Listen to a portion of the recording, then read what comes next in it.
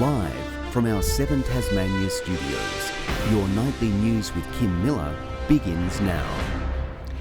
Good evening and thanks for joining us. First tonight, the state government will introduce stronger laws to catch dangerous drivers this week, also launching a new safety campaign to curb the skyrocketing fatality rate. It comes after the state's roads claimed another life yesterday at a crash near Scottsdale, the toll now standing at 41. The winding Tasman highway, the scene of another fatal crash. Information is that the man was driving his his D-Max vehicle and towing a box trailer when he's lost control of the vehicle and hit a power pole. The 44-year-old from Scottsdale pronounced dead when emergency services arrived around 4 p.m. It's a single vehicle crash and there was nobody else on the road at the time. A cause yet to be identified, with investigations ongoing. The state's road toll now lies at 41, already surpassing last year's total. This week, the state government will table legislation enabling police to use advanced cameras to catch drivers using their phones or without a seatbelt. So it's creating additional opportunities for us to use new technologies going forward to make our roads safer. The Fatal Five tell us very clearly that the reasons that we're seeing serious casualties on our road of death and serious injuries are nearly always avoidable. Drink driving, the focus in the Real Mates campaign. How about you don't? Educating about the consequences of getting behind the wheel after you've had a few too many. It's about the loss of licence, the loss of your job, the loss of your freedom to get around the community. We'll be focusing on executions here at the stadium through signage and messaging on our scoreboards. We'll also be pushing this message down through cricket clubs right around the state. An important message to protect the ones you love. Josh Duggan, 7 Tasmania News. Well, Tasmania Police remain tight-lipped on what caused part of a Launceston northern suburb to be closed to the public last night. Mayfield residents were kept on edge while police searched the area late into the evening. Parts of a neighbourhood in lockdown. Police swarmed to a property in Mayfield on Sunday night, closing a section of road between Mayfield Street and Hargrave Crescent. At 6:25 p.m. yesterday evening, police were called to a disturbance in Mayfield. As a result of that call, police are yet to receive a complaint from a victim as a result of that incident. Nightly News 7 Tasmania understands a gun may have been involved, with witnesses saying they heard 2 loud bangs. Tasmania Police, however, refused to confirm or deny the reports. I don't have that information. Police were called to a disturbance and at this stage there's been no complaint from any victim. Officers, however, admit the people involved were known to each other and say they are making inquiries to determine what occurred.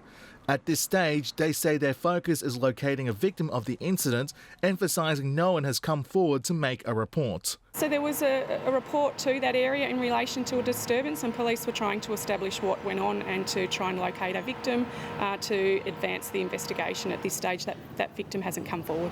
When asked for updated information this afternoon, Tasmania Police had nothing new to add. Mark Zita, 7 Tasmania News. The number of at-risk Tasmanian kids waiting too long without a caseworker has nearly doubled. The recent Human Services dashboard shows at the end of July there were 103 children waiting longer than the recommended timeframe, up from 62 a month earlier. But that is only the tip of the iceberg, because we hear from workers in the system that the number of children with the advice and referral line who haven't even been able to have that assessment done yet is up around 350. Child safety workers have been striking in the past month, calling for improved resources and an emergency staffing plan. The Minister for Youth said in a statement the government will continue to do all it can to ensure child safety. The chairlift at Cataract Gorge is expected to resume operations tomorrow following a breakdown over the weekend. The facility's owners told Nightly News 7 Tasmania they are checking the pylons to make sure they're in working order. Yesterday afternoon, tourists and visitors were stuck on the attraction for at least 30 minutes while waiting to be rescued.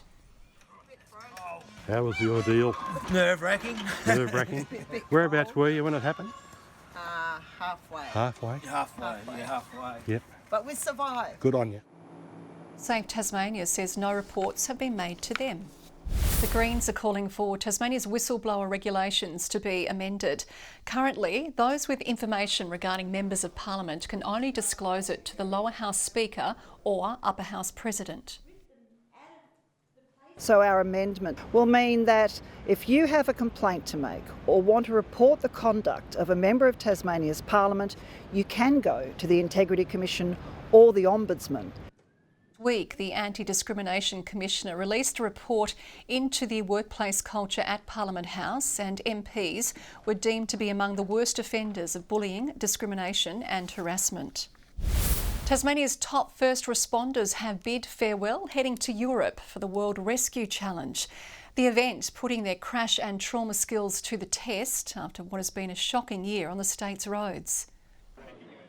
Stepping onto an international stage, this Tasmanian team of first responders is jetting off to Luxembourg. To be able to train against the best and learn, and be able to come back and also use those skills to teach others amongst our peers to also improve our outcomes that we can to try and negate the badness that we're seeing on the roads at the moment. They're one of 2 Australian teams competing against 72 other groups, nearly 300 participants. Their skills and their knowledge of road crash and extrication is really second to none. So I think they're probably going away thinking they're going to learn from some of the teams in Europe, and I think the teams in Europe are going to learn from our guys. The best of the best, confronting 4 days of mock emergency scenarios. There'll be vehicles involved that are crushed and mangled to a certain extent. Inside there'll be patients. Some of those patients will actually be live patients that have to be extricated. 1 to 2 times a week we've been at Cambridge simulating what we can with the cars. The event has been a long time coming, falling ill to COVID 2 years in a row. The original challenge was scheduled to be held in Miami in 2020 and then again in 2021. Vying to be crowned the World Rescue Champions, they're in with a good chance after placing 3rd in the Australasian competition earlier this year. Brianna Boylan, 7 Tasmania News.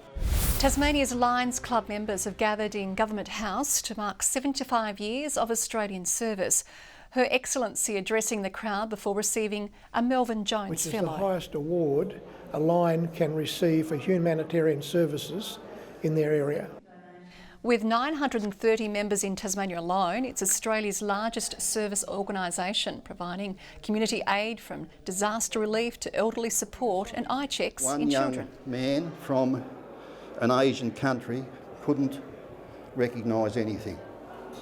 And it tore my heart out. Tasmania is now looking to follow other states in establishing an electronic Lions Club. Tasmania's community transport services and Toyota are using National Charity Day to thank volunteers who give up more than 100,000 hours each year, driving vulnerable Tasmanians anywhere from medical appointments to social outings and grocery stores. By helping someone, it makes us all feel better and also playing a role in making sure that your community where you live is being well supported.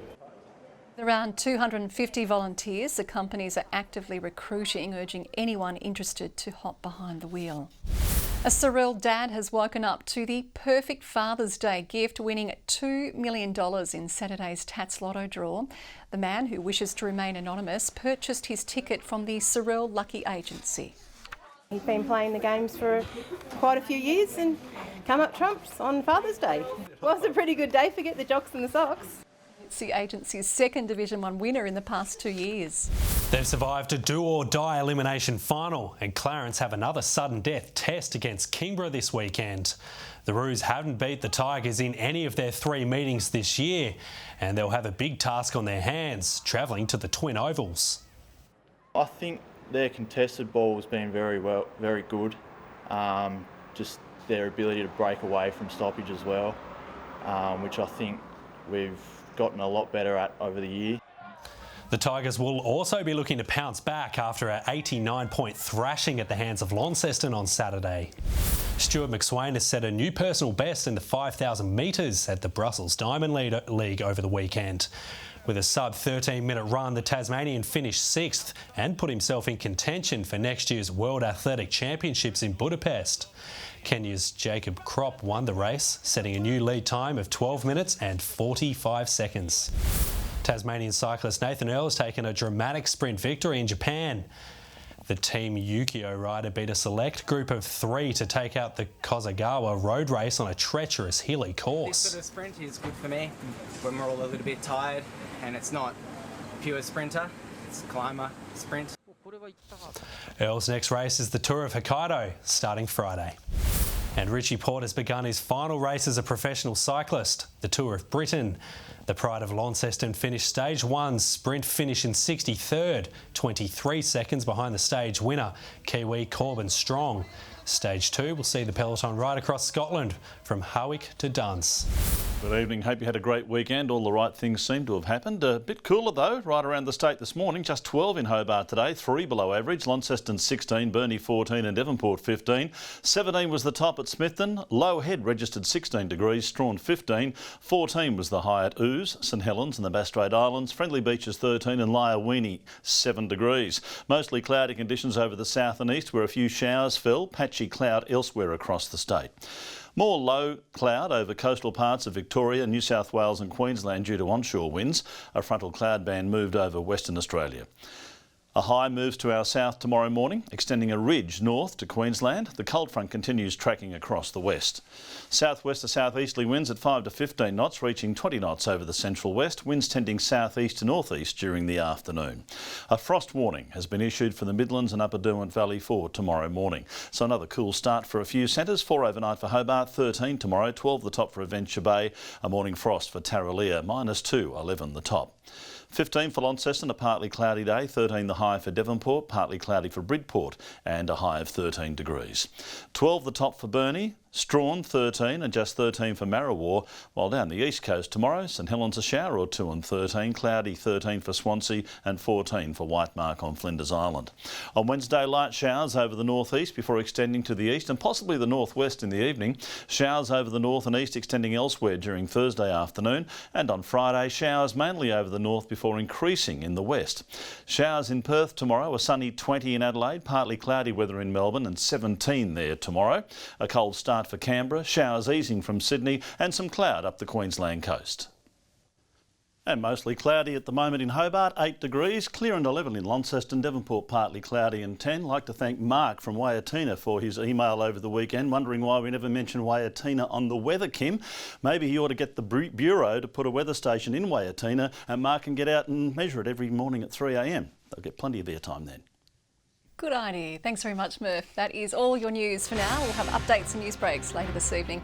Thanks for joining us. Good night.